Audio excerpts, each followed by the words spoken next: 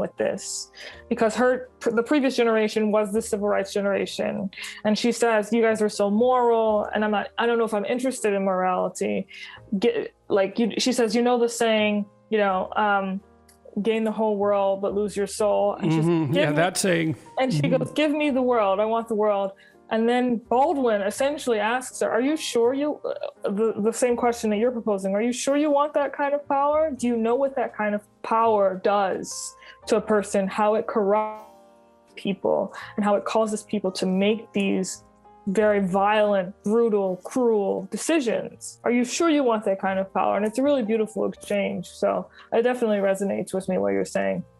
Yeah, well, all right. So I would like to ask you some more cultural questions. Sure. Okay, it's to comment on some broader cultural figures. You talk about Robin DiAngelo. Mm-hmm. Tell me about Robin DiAngelo and that set of ideas, if you don't mind. Tell me what you think. I really don't think that often about Robin DiAngelo. I know she wrote a book called White Fragility, which was published last year and was all the rave. I found it incoherent, but I learned why. What was incoherent? And maybe this isn't productive. Like I don't want to push you into commenting on Robin DiAngelo. Yeah. I mean, maybe that's just not a reasonable place for this. I'm interested in your take on some of the figures who are, sure, in some sense, leading the culture that's producing the DEI seminars and all of that. And so that's what I'm trying to explore. So my issue with Robin DiAngelo is my issue with many of the figures who are touted or who are promoted in this space, which is they seem to define the Black experience exclusively in terms of degradation and peril, as opposed to a capacity to understand actually the incredible richness of the Black experience. Certainly has this, on the one hand, experience with cruelty and brutality, but also has this incredible tradition, especially as manifested in the arts. Okay, so let me ask you, I want to segue into something that I'm pulling out of the Atlantic article that was written about you, okay? So this will be a more productive way of approaching this, I think. So Ibram Kendi is quoted here. Before and after the Civil War, before and after civil rights, before and after the first Black presidency, the white consciousness duels. The white body defines the American body. The white body segregates the Black body from the American body. The white body instructs the Black body to assimilate into the American body. The white body instructs the the white body rejects the Black body, assimilating into the American body, and history and consciousness duel anew. The Black body in turn experiences the same duel. The Black body is instructed to become the American body. The American body is the white body. It's like, I read that and I thought, no, not exactly. Like, I get it. Yeah. So it is the case. My take was way worse than that response. Okay, well, I want to hear it right away. Well, here's where I think the mistake is being made, and it's a fundamental mistake. It's like, it isn't obvious to me as a Canadian, say, looking at the United States, that a huge chunk of the American body hasn't been, like, remarkably defined by Black culture.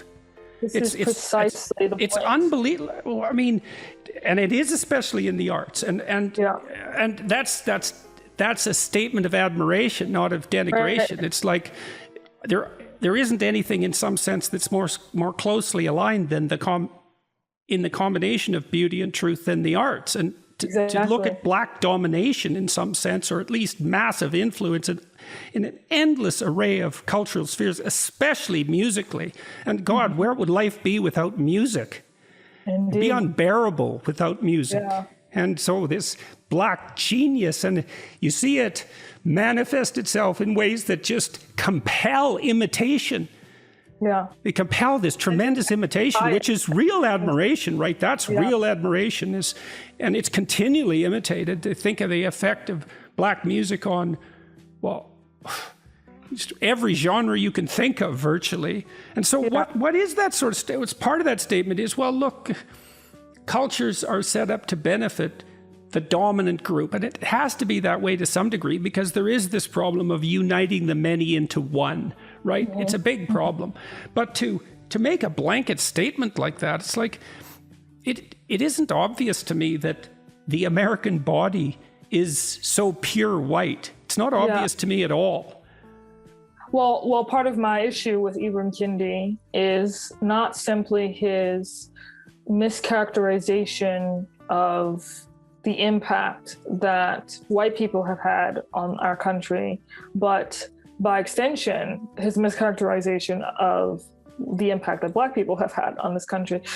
One of my favorite authors is Albert Murray. He wrote an incredible book, which is actually a collection of his writings, called The Omni-Americans. And the subtitle is Alternatives to the Folklore of White Supremacy. And there's an incredible parallel between what he writes about the African-American ethos, or what he calls the African-American idiom as expressed in music, and Jungian's ideas about the hero's journey.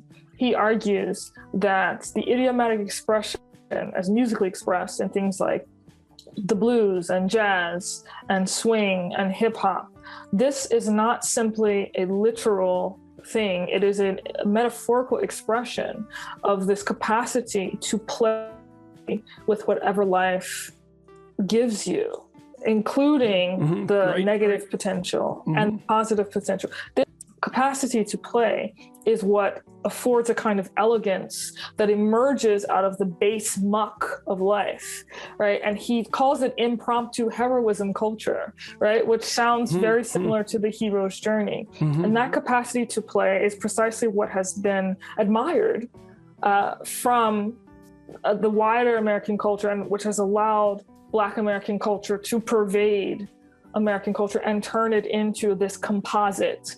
And so the problem that I have much more embodied composite too. So it is in some sense to go back to Descartes. Yeah, you bet. It's a medication.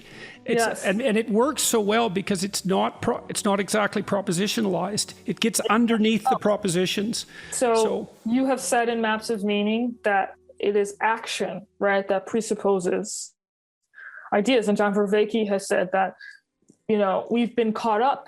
Part of the problem that we're dealing with in the West is this false understanding of meaning as derived from propositions, when it is in fact participatory ways of knowing that give rise to propositions in the first place. And so African-American culture, Black culture, is a very embodied, participatory, relational experience, especially as expressed in the arts. And this is what is admired in the wider American zeitgeist. And so Ibram Kendi has been, I would say that